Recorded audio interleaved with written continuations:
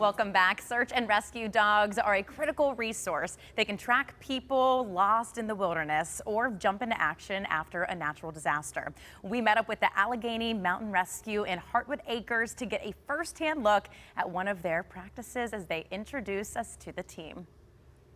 Roxy, ready to work? Roxy's a blue tick coonhound. She's about 16 months old. What is this? Hey, go find it. And that was a short trailing exercise. So she's a scent-specific trailing dog. So we had the subject go out into the woods, hide there for about 15 minutes, and then I had Roxy smell his scent article that he left. Good job. Good girl, Rox. Good girl. I think Roxy did really well. We've only been doing this this type of search and rescue for about a month. Go find. Mello is 9 years old, and he's our only cross-trained dog. He is looking for live people, and he is looking for them off lead. He is the kind of dog that will just look for anybody in the valley.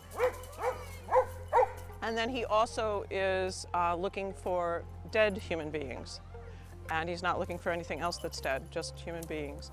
And so he can be used in a variety of applications. So the idea is that the dogs are ranging perhaps a quarter of a mile ahead of you, and they may find the person, and then they've got to come back and tell you, and then they go back. And so a lot of training is playing monkey in the middle with a dog, just having them run back and forth, and having them think that that's just the greatest thing. And then the handler will have a specific alert or indication that the dog does. So sometimes that's sitting, sometimes it's a bark, speaking, sometimes it's a body bump.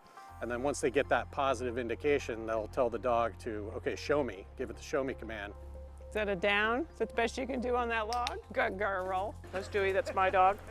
And she is human remains only, so we call them HRD dogs, which is not a human remains dog, it's a human remains detection dog. And she's almost 2, so we had a sample of human remains, which we do get through the organ donation system. And so I released her to go look for it, and she did a nice job of finding it. Echo is around 6 months old, and she's been doing really well. Her handler got the dog specifically to do search and rescue, and so we're still in these very beginning stages of doing these runaways, and she's done a couple real searches. 100% all volunteers, so it's spending our time and money and getting out there and providing a service to the community. Go find.